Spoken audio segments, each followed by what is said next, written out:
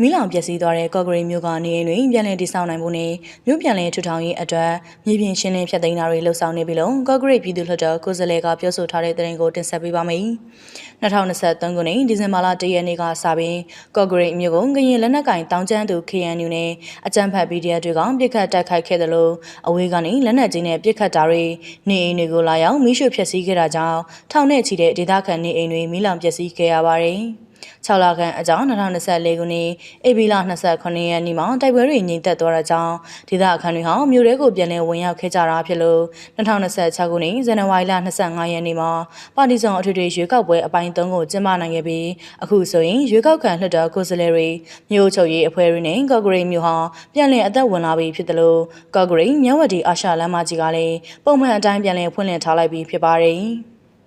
ပြန်လည်အေးချမ်းနေပြီဖြစ်တဲ့ကော့ဂရိတ်မြို့ကိုပုံမှန်အတိုင်းပြန်ဖြစ်အောင်မြို့ပြန်လည်ထူထောင်ရေးလုပ်ငန်းတွေကိုဆောင်ရွက်ဖို့ကရင်ပြည်နယ်လုံခြုံရေးနဲ့နယ်စပ်ရေးရာဝန်ကြီးဦးဆောင်တဲ့ကော်မတီတရက်ကိုဖွဲ့စည်းဆောင်ရွက်နေရလို့လည်းသိရပါဗျ။မြေပြင်မှာအကောင့်ထဲပေါ်ဆောင်ရွက်နိုင်ဖို့ကော့ဂရိတ်မြို့နယ်ပြည်သူ့လွှတ်တော်ကိုယ်စားလှယ်နဲ့ဒေသဆိုင်ရာအုပ်ချုပ်ရေးအဖွဲ့တွေဟာပြီးခဲ့တဲ့မေလ4ရက်နေ့မှာမီးရှို့ဖျက်ဆီးခံရတဲ့နေအိမ်တွေရဲ့ပိုင်ရှင်တွေနဲ့တွေ့ဆုံဆွေးနွေးမှုတွေလုပ်ခဲ့ကြတယ်လို့သိရပါဗျ။အဲ့ဒီတွေ့ဆုံမှုကနေနှစ်ဖက်သဘောတူညီမှုတွေရရှိခဲ့ပြီးအဲ့ဒီတဲကမီးလောင်ဆုံးရှုံးခဲ့ရတဲ့နေအိမ်တွေကိုဖျက်သိမ်းရေးအပြင်ကရင်ပြည်နယ်အစိုးရအဖွဲ့ရဲ့ထောက်ပံ့ကူညီဆောင်ရွက်ပေးမယ့်အစီအစဉ်တွေဦးစားပေးအစီအစဉ်တွေအလိုက်ဆောင်ရွက်နေရတဲ့ပတ်သက်ပြီးကော့ဂရိတ်မြို့နယ်ပြည်သူ့လွှတ်တော်ကိုယ်စားလှယ်တက်ခင်နီအောင်က PN ကိုအခုလိုရှင်းပြထားပါတယ်။မတို့လက်ရှိရှိနေကအမတို့ဒီမီးလေ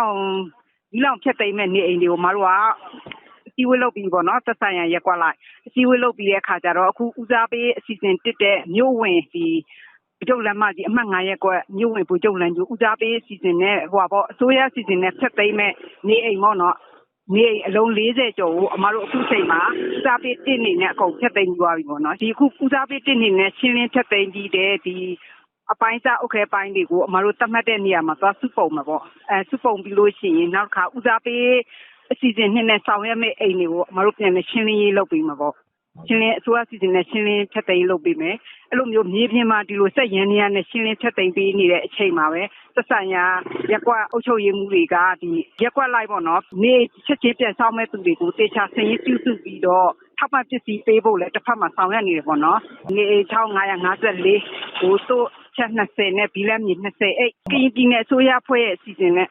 ထောက်ပံ့ပေးမယ်ထောက်ပံ့ပစ္စည်းတွေလည်းအကုန်ရောက်ရှိကုန်ပြီပြီးခဲ့တဲ့ဧပြီလ10ရက်နေ့မှာပထမအကြိမ်ပြည်သူ့လွှတ်တော်ပထမပုံမှန်အစည်းအဝေးတွေပြီးစီးခဲ့တာဖြစ်ပြီးလွှတ်တော်အစည်းအဝေးတွေရန်နာထားတဲ့အချိန်မှာကော့ဂရိတ်မြို့ပြန်လည်ထူထောင်ရေးအတွက်ကြိုးပမ်းဆောင်ရွက်နေမှုတွေနဲ့ပတ်သက်လို့လည်းပြည်သူ့လွှတ်တော်ကိုယ်စားလှယ်ဒေါက်ခင်နီအောင်ကအခုလိုပြောပါရယ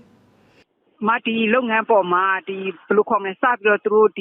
ပြည်နယ်ဆိုရအဖွဲ့ကော့ကဲ့မြို့ပြန်လေတူထောင်ရေးအဖွဲ့ဆိုပြီးတော့လုံခြုံရေးနဲ့နေဆက်ရေးဝန်ကြီးဥက္ကဋ္ဌအဖွဲ့စတင်ဖွဲ့စည်းပေးတဲ့အချိန်တွေကသူ့ရဲ့ဒီ2ရက်နေ့ဒီကော့ကဲ့မြို့ခရီးစဉ်လာတဲ့တောက်လျှောက်ဒီမြေပြင်ဆောင်ရွက်မဲ့အစီအစဉ်ဖွဲ့စည်းထားပေးတဲ့အစီအစဉ်ဒီအောက်ရှိဒီပြည်သူလူထုနဲ့တွဲဆုံတဲ့အစီအစဉ်ဖြတ်သိမ်းတဲ့အစီအစဉ်အကုန်လုံးတောက်လျှောက်ပူးပေါင်းပါဝင်ပေးတယ်ဆိုတော့အမတို့ဒီမြေပြင်ရှင်းလင်းဖြတ်သိမ်းရေးအစီအစဉ်ကတော့ဘယ်လောက်မှမကြနိုင်ပါဘူးသူတို့ဒီပေးရတဲ့အစီအစဉ်ကိုဦးစားပေး1 2 3 4ဆိုပြီးတော့ရက်ကွက်လိုက်အဲ့လိုမျိုးဖြတ်သွားပြီးမှာအမတို့ဖြတ်ပြီးမယ်သူတို့အမတို့ဖြတ်နေတဲ့အချိန်မှာလည်းမိမိစီစဉ်နဲ့ဖြတ်မဲ့သူကလည်းတွတ်သူဖြတ်တယ်ဖြတ်ပြီးလို့ရှိရင်တော့အိမ်ပြန်ဆောင်တယ်ဆိုတော့အမတို့ကတော့ဒီလအတွင်းမှာသူတို့အမတို့ဒီရှင်းလင်းရေးဒီတပတ်အတွင်းနောက်မှာပြီးမယ်ပေါ့လေသူ့ရဲ့ဒီမူလနေရာပေါ့နော်သူ့ရှန်နဲ့သူ့အုတ်တိုင်းနဲ့သူ့ရဲ့စီယိုနဲ့ရှိတဲ့သူတွေကြတော့အမတို့ဒီတိုင်းပဲသူ့နေရာတိုင်းပဲပြန်ချတာပြီးတယ်လမ်းဒီလိုဒီတချို့နေရာတွေကြတော့အဲ့လိုတချန်ထဲမှာအိမ်တွေအများကြီးစောက်ထားတယ်နောက်ပြီးတော့မိသက်ကားဝင်ဖို့လုံးဝမရှိတဲ့နေရာမျိုးဆိုရင်လမ်းမရှိတဲ့နေရာဆိုရင်တော့ပြန်လဲစီးဝေးခေါ်ယူပြီးတော့ဒီအကွက်နေရာတွေကိုပြန်ချထားပြီးမယ်ဒါပေမဲ့သို့ပေမဲ့ဒီလိုပေါ့နော်အရေးပေါ်ကားတွေပါမိသက်ကားတွေပါဝင်ဖို့အတွက်တော့လမ်းတယောက်နည်းနည်းစီပေးရမှာပေါ့နော်အဲ့လိုမျိုးတော့ညှိနှိုင်းခေါ်ယူပြီးတော့ညှိနှိုင်းပြီးလို့ရှိရင်တော့သူတို့နေရာတွေကိုတော့အမတို့ကလို့ရှင်းလေးလုပ်ပြီးရင်သူ့ကွက်ပေါ့ဒီနေရာမှာ10ယောက်နေရဆို10ယောက်ပြန်လဲနေရာပြန်ချထားပြီးမယ်လမ်းလေးလေးရရင်လည်းဒီလူတွေပဲပြန်ချထားပြီးတယ်မြို့ပြန်လဲထထောင်ရေးဆောင်ရွက်ချက်တွေအပေါ်မှာမြို့နယ်ပြည်သူတွေကပူးပေါင်းဆောင်ရွက်မှုတွေရှိသလိုပြည်သူ့လွှတ်တော်ကိုယ်စားလှယ်ပါဝင်နေတဲ့ကော်မတီရဲ့လှုပ်ဆောင်ချက်တွေကိုလည်းထောက်ခံနေတုံ့ပြန်ဆောင်ရွက်မှုတွေရှိတယ်လို့သူကဆိုပါရယ်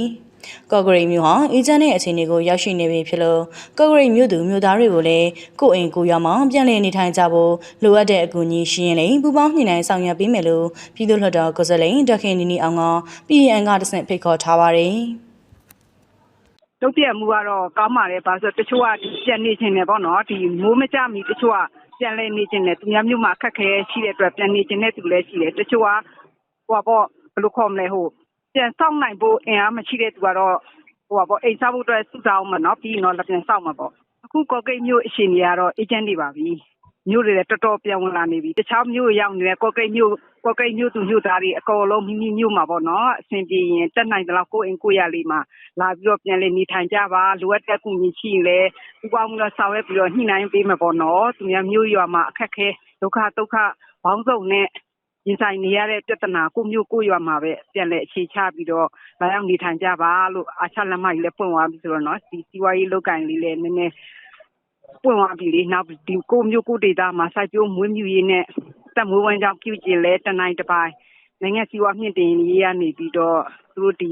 စိုက်ပျိုးချင်းငွေအတိုးနှုန်းနဲ့ချင်းငွေတွေနဲ့တနိုင်တစ်ပိုင်းစိုက်ပျိုးရေးလည်းလုပ်လို့ရတာပေါ့နော်တနိုင်တဲ့ဘက်ကပေါ့ကိုမျိုးကိုရွာကိုပြန်လာပြီးတော့ဒီ